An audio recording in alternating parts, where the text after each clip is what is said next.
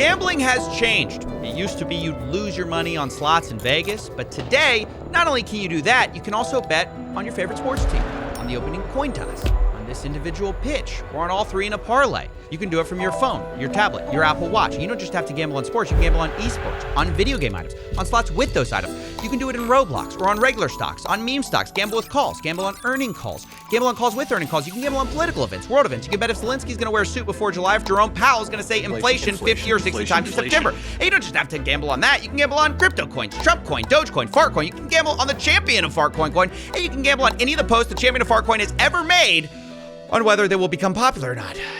And if none of that's your cup of tea, you can also just gamble directly within your banking app on a game of roulette, like a gentleman.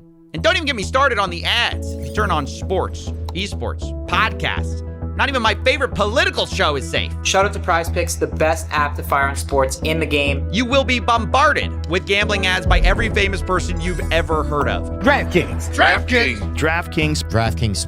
DraftKings Sportsbook. Uh-oh. How did we get here? And is it a good thing that we're turning every spare moment of our lives into a game of chance? I'm betting no.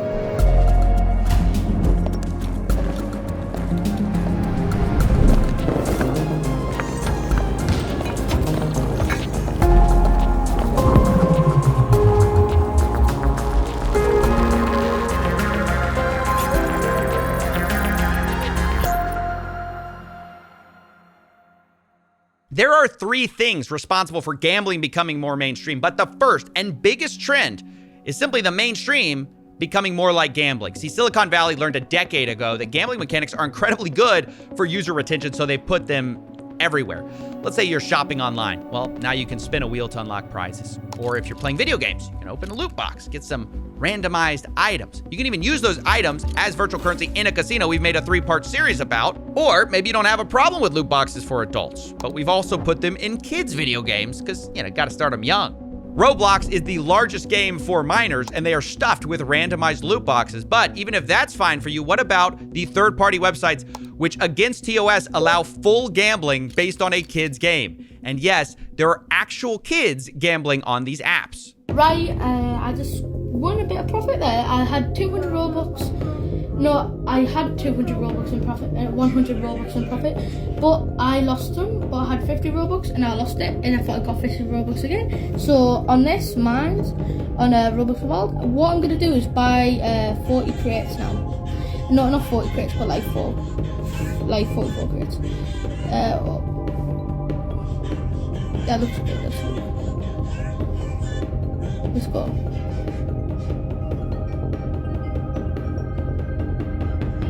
Let's go. We're in profit. Let's go. It is absolutely disgusting to see that. And look, I spoke to an insider who worked on this website, Roblox Wild, before it got shut down. He shared data which claimed they made $5,000 a day, or roughly $2 million a year. Thankfully, this website got shut down, but third-party gambling sites still persist because copying casinos makes a ton of money. And that's why we've been putting it into everything, including our politics. Prediction markets are the answer to the question of what if we could YOLO on election results and world events. The biggest websites are PolyMarket and Kalshi, which have exploded in popularity during the American election cycle. But it isn't just major events that attract bettors. I was recently asked to investigate whether this was a suit that Zelensky was wearing. Why? Well, the prediction market had bet $200 million in betting volume on this bet, and some of them were really mad that they decided, no, this is not a suit, I guess. Whether you think it is or not, the volume of betting here is insane. And one reason for that is because these companies are exploiting loopholes that allow betting even in states where normal gambling is illegal. Because these companies say they're not a casino, so they don't fall under the same rules, which is why instead of having to be 21, you can now gamble at 18 on prediction markets. And while there have been legal challenges to this, both of the major companies, Kalshi and PolyMarket, have recently brought on the president's son as an advisor, making it hard to see how they're gonna be meaningfully regulated. Meanwhile, all the major betting apps are busy launching their own prediction market copycats to get around the same weak rules that we still have regarding betting. And don't even get me started on the other loopholes that are out there. Have you ever heard of the TikTok of sports wagering? This is Cheddar. We're building the TikTok of sports wagering. Legal in 20 more states than DraftKings. Accessible for 18 to 21-year-olds. Live, in-game, micro betting. Swipe to predict every moment of every play. I'm going to stop you right there. If you missed it, Cheddar is a new startup trying to combine DraftKings, TikTok, and Tinder features into one app. And one of the things they brag about is they're allowing 18 to 21-year-olds as a competitive edge. Guys, can you believe the untapped market of teenagers for gambling? Now, to be fair, Cheddar has not launched yet, but this is obviously the future we're heading towards, turning everything into a maximally addictive gambling product. It's sports wagering with the pace of a slot machine. Yeah. Isn't that the most dystopian thing you've ever heard? We're trying to turn sports betting into slot machines. I mean, the funny thing is this whole product is built around yet another loophole called a sweepstakes casino, and that's how they get around the 21-year-old age requirement. Here's how it basically works. Sweepstakes casinos claim that you don't actually need to purchase anything to play, so it's kind of not gambling. In fact, you can get free coins to access their games, but they also have a second currency which you can buy. Well, not buy, you get it for free when you buy the worthless coins. For example, their website says if you buy 100 cheddar coins, you get 5 bonus cheddar cash. And that's usually what you can gamble with and redeem for real money. This is actually how Stake US works. If you didn't know, Stake International is one of the world's largest casinos, but they aren't allowed here in the United States. So they have an American arm, which is a sweepstakes casino, which has gold coins and stake cash. One Redditor explains how the loophole really works. Quote, 1 stake cash is 1 USD. They only use gold coins because they need to say that you aren't gambling with real money to stay open in the US. Except, of course, you are actually gambling with real money. They just have a virtual currency workaround, which basically everyone has figured out. Some casinos are just kind of more honest about it than others. Cheddar's basically saying the quiet part out loud. They're going after 18 to 21-year-olds with TikTok, Tinder, sports betting at the pace of slots. And by the way, people are betting on their success. They're actually in a cohort of startups invested in by a Silicon Valley investment firm called A16Z. But if you think that's a bad idea, now let's talk about banks and gambling. I recently made a video on Yada, which was a fintech, which is a complicated story. We've done a ton of work on here and here. But basically, the original pitch was a no-lose lottery, which gamified savings. Lots of YouTubers worked with them, and they acted like a bank, at least at first, until they switched their new business model to be about allowing you to gamble inside the app and lose money, essentially becoming a casino within what is essentially a bank account. Now, I should actually note that Yada recently shut down the banking side and have fully focused on the sweepstakes casino part. I guess it's a more profitable business, but it's a sign of the times that everyone is moving their app more towards gambling, and finance is going the same way. On August 19, 2025, the investing app Robinhood announced they are bringing sports betting prediction markets to their app. In the announcement, the vice president of Robinhood claimed sports betting was a, quote, no-brainer, as we aim to make Robinhood a one-stop shop for all your investing and trading needs. AKA, we noticed people were leaving to other apps. We don't like that. We'd like you to never leave our app. Now, ironically, the very next day, FanDuel, a sports betting app, announced they were bringing stock market betting to their customers. But I will ask you about what some call the gamification of markets. Why this move? Why FanDuel? Why now? For us to have a partner like FanDuel and be able to have 14 million accounts on day one, I'm not becoming a casino, contrary to popular opinion. I didn't buy a casino. These are markets that will be offered to the general public, and we think is massively exciting of what it could do. And you couldn't have a more perfect image of how finance is embracing the casinos and vice versa. Actually, correction, you can have a more perfect image, because after I wrote this, the New York Stock Exchange's owner invested $2 billion into Polymarket. So actually, this is the perfect image of where we are. And a result is a lot of young people now see the stock market as kind of more like a betting market. The most popular group on Reddit is personal finance with about 21 million followers. In second place, Wall Street Bets, where gambling on the stock market is embraced and celebrated. It grew the most during the meme stock craze of 2020, which shifted how some people thought about investing. Instead of being driven by earnings, prices, or fundamentals, people gambled on memes, attention, and vibes. People are chasing bigger returns and taking on bigger risks to do so. One measure of this is the amount of debt people are taking out to invest. Margin debt is at an all-time high of $1 trillion, which even on an inflation-adjusted basis is near all-time highs and up 5x over the last few decades. Not only that, the rapid growth of zero-day options by retail traders is also a telltale sign. It's grown 5x in volume over 5 years, showing that people are trying to gamble more. Zero-day options are the stock trader equivalent of red or black at the casino. Fast action, massive wins or losses on a single day. But if the stock market is America's casino, then meme coins are basically the back alley bookie who will break your legs. Bigger price swings, faster action. Meme coins are even more degenerate than meme stocks and pump and dump usually within a single day. Among the people who trade these, pump.fun is the leading destination as the one-click launchpad. Anyone can make a meme coin in seconds, and there is no value in it other than the expectation that someone might be more foolish than you and buy at a higher price than you did. And of course, pump.fun is happy to take a cut and make most of the money. Most traders will lose, but now you can also get a cut if you're a content creator who pushes one of these coins. We've seen the same thing from launchpads like Meteora. They allow creators to have a split of some of the trading fees, and it kind of democratizes the grift. Now, anyone can farm their followers and fans for money. You don't have to be particularly sophisticated, and that's actually how Trump made millions of dollars in fees with Trump meme coin without ever selling. He just farmed the fees. And to be clear, this money doesn't magically appear. It's being siphoned away from regular people who mostly lose. It creates a sad ecosystem where most creators are racing to the bottom for attention to get their audiences to pump their worthless coins, leading to a predictable spiral where most are scamming, rage baiting, or otherwise trying to shock each other into becoming the biggest grift of the day. Cups got drained. Boo-hoo. Thanks for the 20 bandos. It's ripping. What? If you've ever heard of a zero-sum game where someone has to win for the other one to lose, meme coins are negative sum because of all the trading fees. Most people, by definition, will lose. The real winner, of course, is pump.fun and people pushing it. According to one analysis, they've generated revenues of over $800 million for themselves, while almost none of the traders have made significant profits. According to one analysis, 0.4% of all traders will ever make over $10,000. So almost no one. And look, the reason we're going through all of this is to explain the many ways that gambling is no longer just about slots, cards, brick and mortar casinos. We've injected it into every conceivable aspect of our lives, and that has two effects.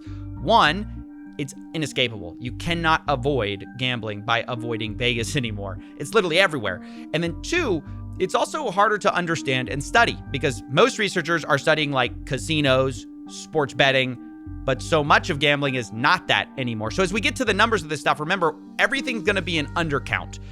But it is still important to talk about those casinos, and that's where we're going to shift now. Starting with the biggest trend that has happened for these casinos, and number 2 on our reason, which is sports gambling becoming legalized. Rewind the clocks for a second back to 2018 when the Supreme Court overturned a federal ban. At the time, basically, you could only sports bet in Nevada. But after this, you can see in a few years, we've completely flipped on the issue. Most states now allow sports betting. And along with that, the advertising budgets for these companies is absolutely enormous. DraftKings, FanDuel, Underdog, Prize Picks, they've spent hundreds of millions of dollars getting celebrities and influencers to push their product every year. And man, has it worked.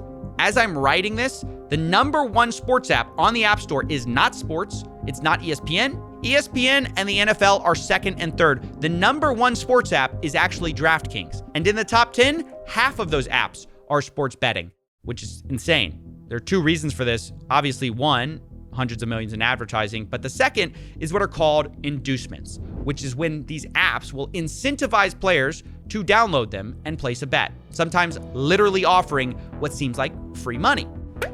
It's got an NFL offer. Don't play with me. Just turned $5 into $150 in bonus bets. New customers bet $5, get $300 in bonus bets if you win. New customers get risk-free bets up to $2,000. Now look, the reason casinos do this is kind of obvious. If they can make you place 1 bet, they're more likely to place the 2nd, 3rd, and 100th.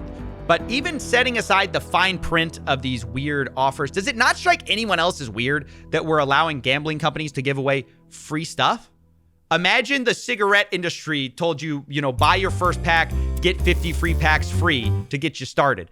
Imagine Budweiser said, shotgun 1, they'll send you a case for fun. It's insane. And yet, that's exactly what these sports betting apps are doing. It's the lifeblood of how they get new players. And once you're in, these apps will also cater to their biggest players biggest losers called VIPs. They will send them gifts as they spend their life savings. And there have been multiple lawsuits actually about this. And to make it worse, if you do the opposite and you actually win too much on these apps, they will try to limit your betting, as one investigation found. If you show any real ability to effectively handicap a game and beat the sportsbook, they will limit your bets and essentially kick you out of the sportsbook. They will not let you win. Can you talk to me a little bit about how sportsbooks treat you once you start winning? They don't want to accept your bets. Yeah, it turns out the casinos actually hate the exact player that's featured in all of their advertisements, the guy who actually wins too much money.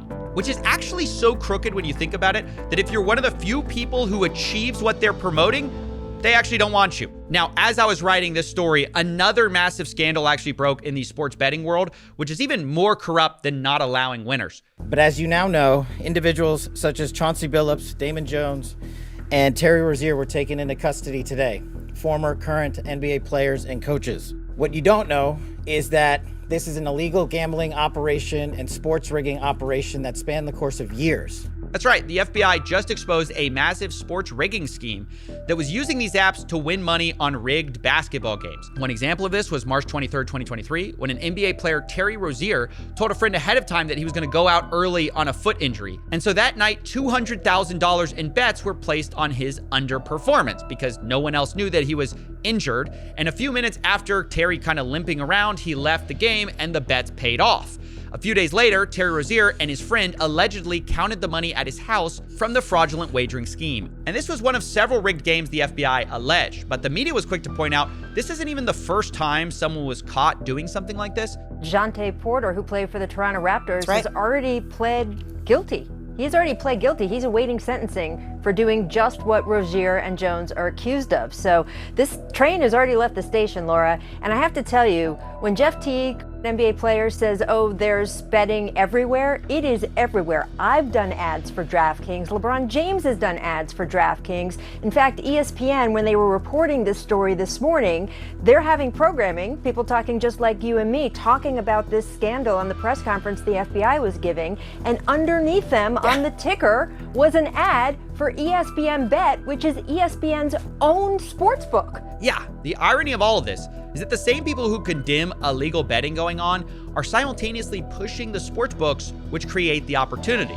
And at some point, the producers on ESPN actually noticed it. And see if you can spot the moment they try to fix the sportsbook ad in the corner. You hear a lot about legal sports gambling on this show. The Bussin' Boys, obviously sports gambling is a huge part of what you do, so we put those all out there as a preamble because it might be in the back of people's minds, and we acknowledge that this is a different time and place.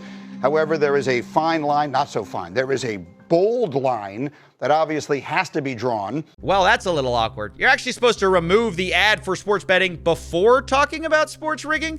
And honestly, we've only hit the tip of the iceberg here because we've since learned these professional leagues are useless at catching this stuff. Turns out the NBA already investigated Terry Rozier before the FBI indictment for that exact game, and they cleared him because the NBA commissioner said there was insufficient evidence. Ultimately concluded that there was insufficient evidence despite that aberrational behavior to move forward. Right. So even with aberrational activity, they had the right game, the right guy, and the NBA couldn't find enough evidence. I mean, the more money that goes into sports betting, the more this will be a problem, and the leagues are clearly not equipped to handle it. But people just look the other way because the money's too good. And I want to now address the size of these betting markets because they're absolutely enormous in ways most people don't understand. And to get our heads around it, we're going to look at some survey numbers. One study estimates that 22% of all Americans and almost half of men my age have an online sports betting account. Another estimates that 1 in 4 people have placed a bet on sports and 1 in 5 have placed a bet in the last year. Like with all surveys, there's margins of error here, but the data mostly agrees. Sports betting is very widespread and extremely popular among young men.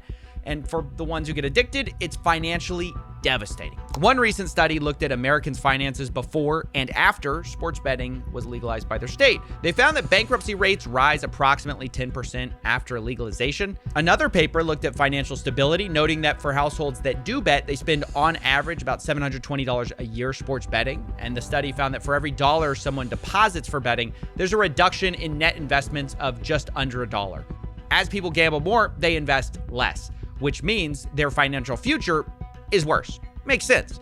But this is especially true of problem gamblers or gambling addicts. To be clear, this is not something that affects all gamblers. Roughly 1% of the world population suffers from this. It's more common among people who bet regularly and bet online, two of the things that sports gambling encourages. Problem gambling completely obliterates people's finances and affects more than just the gambler, because as they beg, borrow, or steal to continue their addiction, they affect everyone around them. And I do mean steal. Roughly half of gambling addicts will commit a crime, and most of those crimes are to continue gambling, often leading to a spiral where the addict doesn't see a way out, which is why problem gambling has one of the highest suicide rates of any substance addictions. Full stop. I don't get it. You know none of this matters, right? Yeah. You've tried this before with Roulette, CS2, and it did nothing. Yep. No, literally, I mean nothing. Absolute silence. All the moralizing, the anti-gambling. You're wasting your time. Yeah.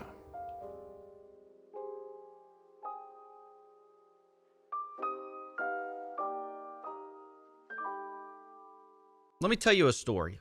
A year ago, I was offered $20,000 to do a video by Casino. Now, I said no and made a whole series about it, but what I didn't tell you is that later I was offered $1 million to cover my legal fees in an ongoing case. Now, this was offered by a person who said they wanted to remain anonymous, no strings attached, very nice person. They said they wanted to just help out. Sounds great. But then I found out the money was coming from a sports betting company. They were one of the top people, and that's obviously a dilemma for me. I am publicly against gambling, and here this person's kind of privately telling me, well, gambling can pretty much solve all my problems. Pay my legal fees, they're telling me, oh, their company's regulated, it's fine, it's above board. Ultimately, I had to say no. Thank you for the offer, but, in my head, there's no such thing as $1 million, no strings attached. And, obviously, I also can't take $1 million from a sports betting company and then go make a video criticizing sports betting. But it gave me pause and kind of gave me an aha moment that I was missing before, where I started to understand exactly how screwed we are. And this goes into our third reason gambling is winning. The casual way these casinos can throw around life-changing money for any normal person is why the data will never fix this. It's why having enough sad facts about addicts or interviewing people whose lives were ruined will not change things. Believe me, I've done it, and it's never moved the needle. To be honest, it's not even debatable that gambling is kind of bad for most people and life-destroying for a few. Even the industry kind of admits that. But the reason gambling is everywhere in spite of that is there is too much money in the game benefiting the people that make the final decisions, right? Think about the states with tax revenue, the casino profits, the influencer payouts. There's a small group that gambling is incredible for. So incredible, it basically defies logic. I'm talking billions of dollars in profits. And if you want to understand why gambling is everywhere, you can't just look at the statistics. You have to look at the money. And I want to show you exactly how this works with an example. This is Matthew. He's better known online as Nadeshot, and recently he took a gambling deal with an offshore crypto casino. And when he first talks about the deal, I want you to notice it's a little strange. He almost seems hesitant. Boys, we just partnered with Roulette, and before I say anything, don't gamble, okay? You will lose. I promise you, you're gonna lose. But that's why I partnered with Roulette, so they can pay me to gamble. So even when I lose, I'm still gonna lose. Yeah, it's pretty weird to hear someone say, don't gamble, guys, while announcing a partnership with a gambling company.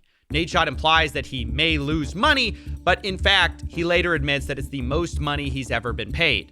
This is the biggest partnership that I've had in my entire career. No, instead, I think the hesitancy, the weirdness of this video is because Nadeshot knows pushing gambling is kind of bad for people. He said so in a podcast a couple years ago. I definitely think that people streaming on Twitch, all the crypto betting, certainly incentivizes younger kids to be more interested in crypto gambling. Like, I know personally people that should not have been gambling online, but because it's so easy to gamble with crypto, they did it when they could not afford to do it, and it has not worked out well for them. Right. Nadeshot knows personally it's bad. But for the reason why he's doing it anyways, just fast forward 2 minutes in the podcast and we find out because the host asks, a hypothetical. What if someone offered Nadeshot $100 million to promote gambling? And well, let's just say his tone changed. I ain't turning down $100 million, bro. You got me fucked up, brother. I'll go on there and I will crypto gamble 24/7, dude. At that point, man, it's the parents' fault. Hey, I'm just working over here. You're going to pay me more than LeBron? Brother, I would be lighting up, cash on fire, gambling crypto. I would sell my soul for 100 M's. Are you fucking kidding me, dude? We should clip this. We should send this over to Kate.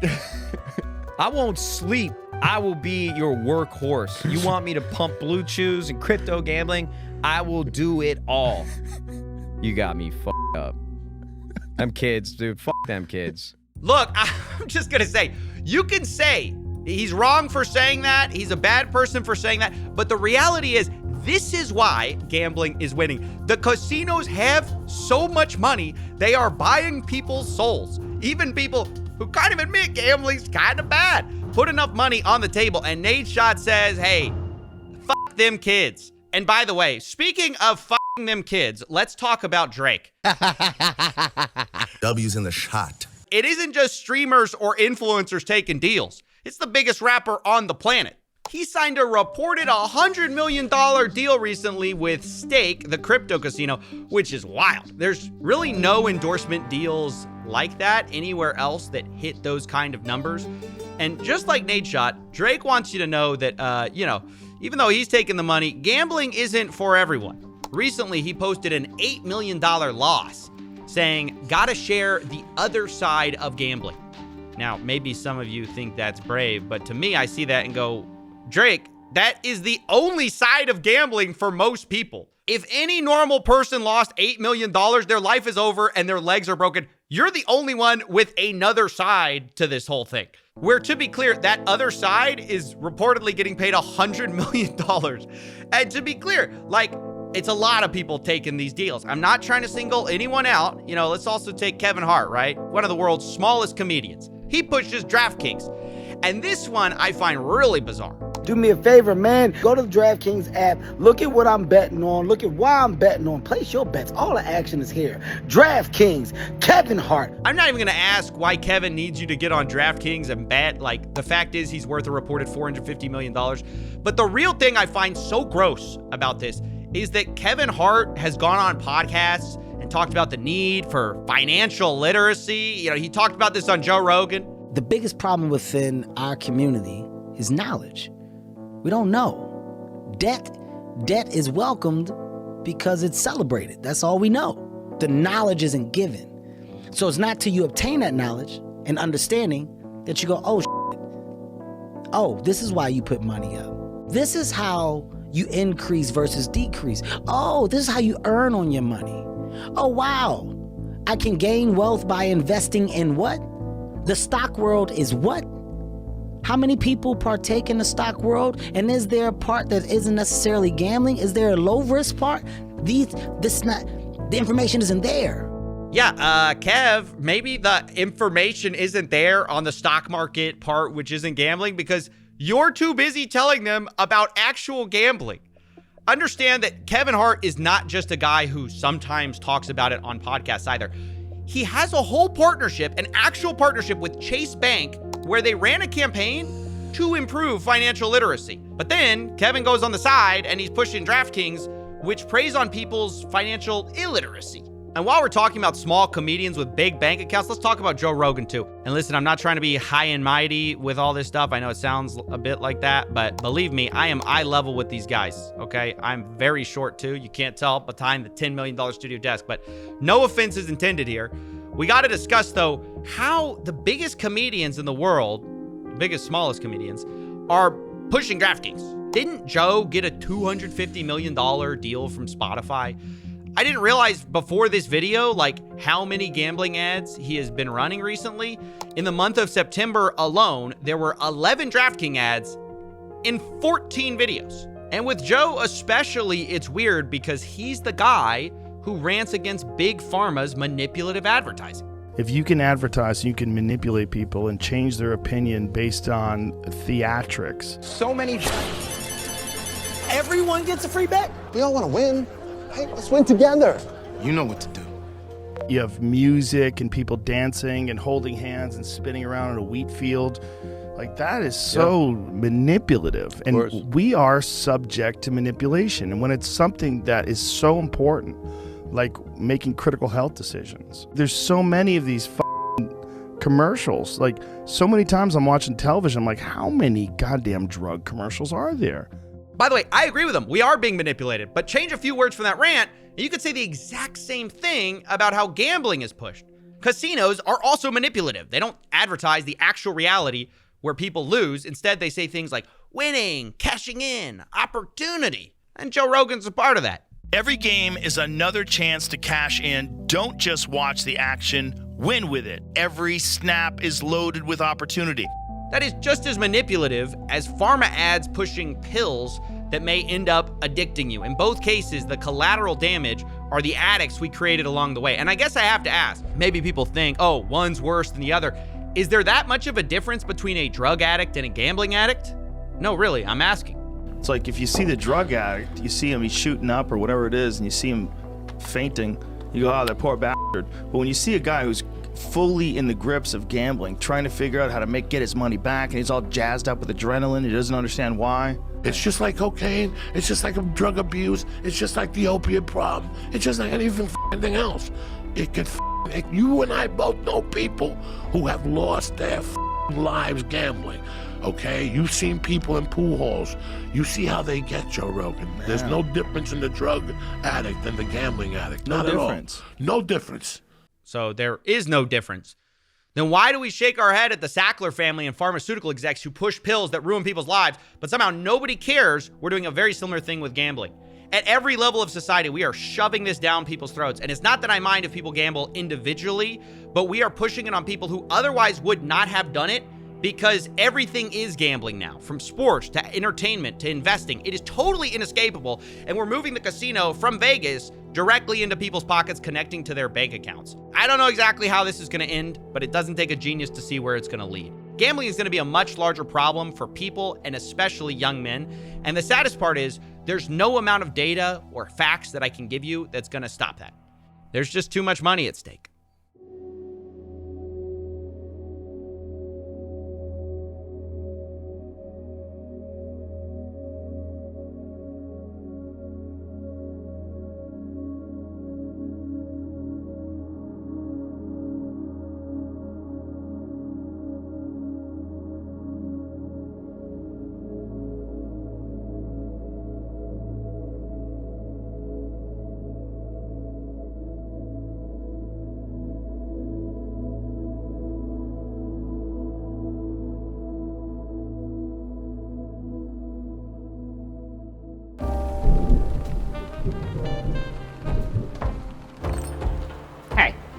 Back to the bar and let me fix you a drink.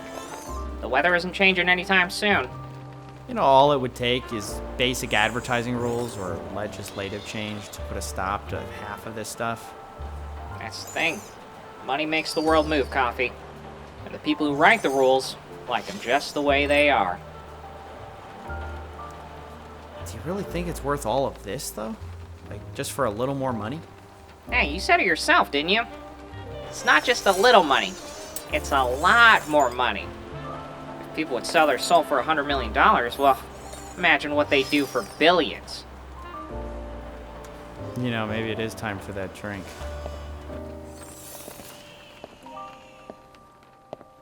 You're gonna tip this time, right?